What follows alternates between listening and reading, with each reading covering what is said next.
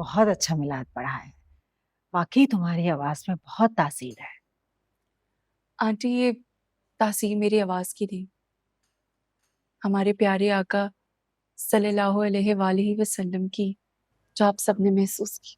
बेशक, क्या तो तुम ठीक रही हो। हाँ बेटा, तुमने वाकई बहुत अच्छा बयान दिया है। सारी ख़वातीन को तुम्हारा बयान बहुत पसंद आया है।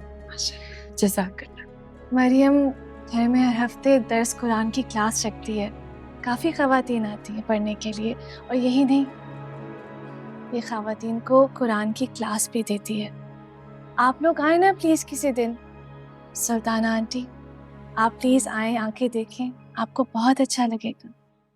अच्छा, माशाल्लाह से ये तजवीद के साथ कुरान पाक भी पढ़ाती है। जी जी बिल्कुल, ये तो काफ़ी सालों से कुरान की क्लास दे रही है। माशाल्लाह माशाल्लाह। मुझे भी तजवीद के साथ कुरान पाक पढ़ने का बहुत शौक है। मैंने कुरान पाक पढ़ा है, लेकिन मेरी तजवीद थोड़ी कमजोर है। मैं सोच रही थी कि कोई कारिया रख लेती हूँ जो मुझे तजवीद के साथ कुरान पाक पढ़ा दे। बेटा, तू मुझे तजवीद के साथ कुरान पाक पढ़ा दूंगी? थोड़ा सा टाइम निकाल कर मेरे पास आ जाया करो। आंटी वो जी सुल्ताना आंटी, क्यों नहीं, आप बताएं मरियम को कब आना होगा, या आपको पढ़ाने के लिए आ जाएगी? आ जाओगी ना मरियम? निकाल लोगी टाइम? दरअसल आंटी, मेरे पास वक्त होता तो मैं ज़रूर आपको पढ़ाती, लेकिन मैं यूनिवर्सिटी जाती हूँ, इसलिए घर आके पढ़ाना थोड़ा मुश्किल है। मरियम, सुल्ताना आंटी कौन सा हर रोज आने का कह रही है, बस हफ्ते में 2-3 दफा आ जाओ। क्यों सुल्ताना आंटी, हफ्ते में 3 दिन ठीक रहेंगे ना? इस तरह देखिए, आप भी परेशान नहीं होंगी और मरियम की स्टडी भी डिस्टर्ब नहीं होगी। हाँ हाँ, बिल्कुल ठीक कह रही हो तुम। ये तो बहुत अच्छा रहेगा। जी, तो फिर कल से मरियम आ जाए आपको पढ़ाने के लिए। जज़ाकल्लाह। मरियम बेटा, तुम खुद से दिन डिसाइड कर लो, जो तुम्हें सूट करते हैं मुझे बता देना। मैं आपको मैसेज कर दूंगी, आप फिक्र मत करें आंटी। ठीक है। अच्छा, अब आप सब इजाजत दीजिए, चलते हैं। अच्छा बेटा, जीती रहो। दिल खुश हो गया मिलाद सुनकर। और बेटा, तुमने तो मेरा बहुत बड़ा मसला हल कर दिया। आंटी, आप कैसी बातें कर रही हैं? इजाजत दीजिए। खुदा हाफिज। खुदा हाफिज। खुदा हाफिज। खुदा हाफिज। अल्लाह हाफ़िज़। अल्लाह हाफिज बेटा।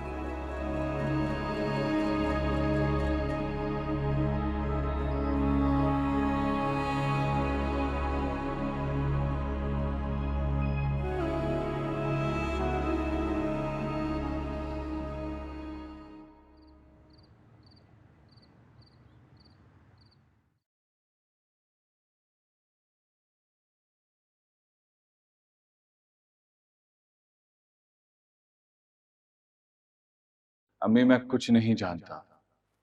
आप जाके पेरेंट्स आंटी से मेरी और मरियम की शादी की बात कीजिए, तो ठीक है? फिर आप अपनी जिद पूरी करें, मैं आपकी खातिर ये भी कर लूंगा, मगर फिर मुझसे कोई तवक्को मत रखिएगा। आप जबरदस्ती अनाबिया को मेरी जिंदगी में तो शामिल कर सकती है, उससे मैं मिल तो जाऊंगा, पर मेरी मोहब्बत उससे कभी नहीं मिलेगी।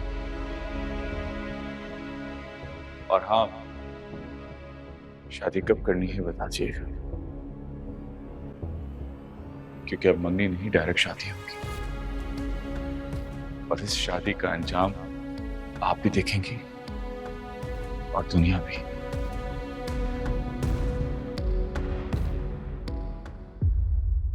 अम्मी, मैं नहीं जाऊंगी, मैं बता रही हूँ आपको।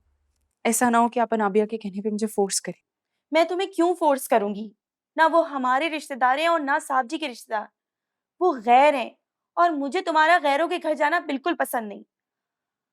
अगर वो कुरान पाक पढ़ना चाहती हैं तो अपने लिए किसी कारिया को लगा लें। तुम्हारा वहां जाना बनता नहीं है मरियम। ठीक है, फिर अनाबिया आपसे इस बारे में बात करे तो आप प्लीज साफ मना कर दीजिए। हाँ हाँ कर दूंगी। वैसे अनाबिया मुझे क्यों फोर्स करेगी? और निम्रा की सास से उसका क्या लेना देना? उसके पास अपने रिश्तेदारों के काम के लिए टाइम नहीं, तो फिर वो उनके लिए कोशिश क्यों करेगी? वो तो गैर है। यही तो बात आपको पता नहीं अम्मी, कि अनाबिया कितनी मुफाद परस्त है। जहाँ उसे अपना मुफाद होता है ना, वहाँ क्या अपने और क्या गैर। तुम कहना क्या चाहती हो? कुछ नहीं, बस मैं ये कहना चाहती हूँ कि अनाबिया दोबारा शावीज की अम्मी को पढ़ाने का जिक्र करे तो आप मना कर दीजिएगा।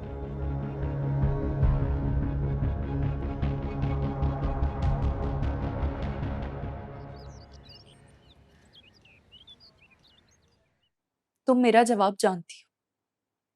सुल्ताना आंटी ने कल दिन की टाइमिंग रखी हुई है। कल दिन में कोई काम मत करना, तो मेरे साथ चल रही हो।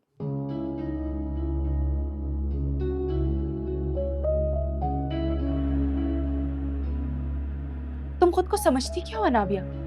हाँ, एक बार जब मैंने इनकार कर दिया तो तुमने हाँ क्यों की?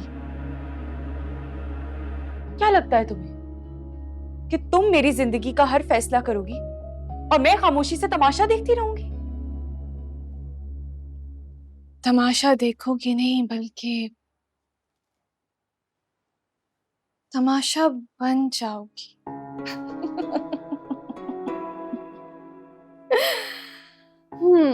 ऐसा तमाशा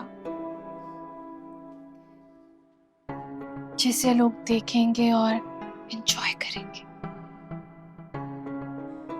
सच में मैंने आज तक तुम जैसी फसादी लड़की नहीं देखी। मैं तुमसे नेक काम करने का कह रही हूँ और तुम मुझे फसादी कह रही हो? तुम्हारी नीयत अगर नेक होती ना तो मैं इनकार ना करती। मुझे सुल्ताना आंटी को कुरान पाक पढ़ाने में कोई एतराज नहीं, लेकिन मैं तुम्हारी नीयत अच्छी तरह से जानती हूँ कि तुम्हारे इस शैतानी दिमाग में क्या चल रहा है। लेकिन एक बात जान लो अनाबिया, मैं तुम्हारी किसी भी घटिया प्लानिंग का हिस्सा नहीं बनूंगी और ना ही तुम्हें सपोर्ट करूंगी, समझी तुम?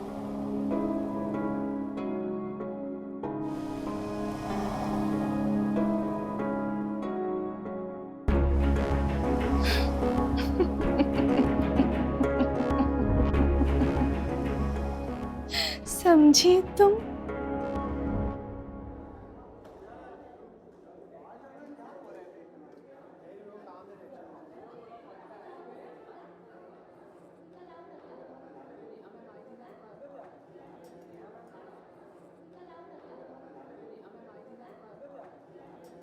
मरियम।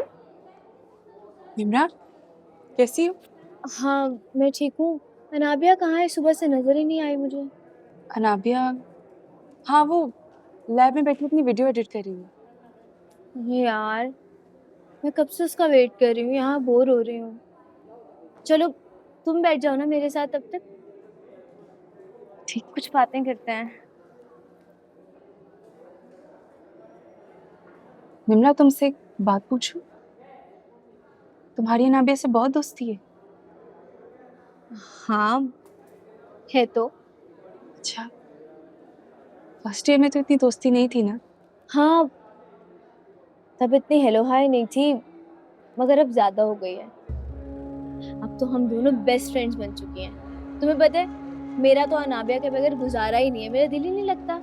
जहाँ मैं होती हूँ वहाँ वो होती है, जहाँ वो होती है वहाँ मैं होती हूँ। और यूनी की तो बात ही अलग है। मेरे तो घर में भी कोई प्रोग्राम होता है, कुछ इवेंट होता है, तो मैं उसको एक कॉल करती हूँ, आ जाती है वो। कभी उसने मना नहीं किया, इतनी अच्छी है वो। तुमने उस दिन नहीं देखा मिलाद पे किस तरह मेरे इन-लॉज वालों के साथ फ्री हो रही थी वो? यही सीन है हमारा तो अब। काश के वो भी तुम्हारे साथ इतनी अच्छी होती जितनी तुम। क्या मतलब तुम्हारा मरियम? तुम कहना क्या चाह रही हो? निम्रा, तुम बहुत अच्छी लड़की हो, दिल की भी साफ हो और मेरी दोस्त भी हो। मैं कभी नहीं चाहूंगी कि कोई तुम्हें नुकसान पहुंचाए। बाज़ औक़ात हम जैसा देखते हैं वैसा होता नहीं है। पता है, हमारे रिश्तों का बिगाड़ वहीं से शुरू होता है जहां हम हद से आगे बढ़ जाते हैं। मरियम, तुम ये क्या बोले चले जा रही हो? यही कि चाहे कोई चीज हो या रिश्ता, उसे उसके मुकाम पे ही रखना चाहिए। उसे उतनी ही अहमियत देनी चाहिए जितनी उसकी अहमियत होती है। तुम अपने रिश्तों को जरूर निभाओ, लेकिन वहां तक जहां तक उसका हक है और उसकी हद। तुम जिन्हें अपना समझो उन पर भरोसा करो, मगर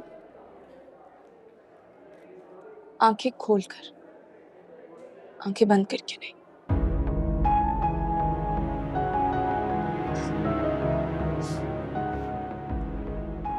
मेरी क्लास है, मैं चलती हूँ।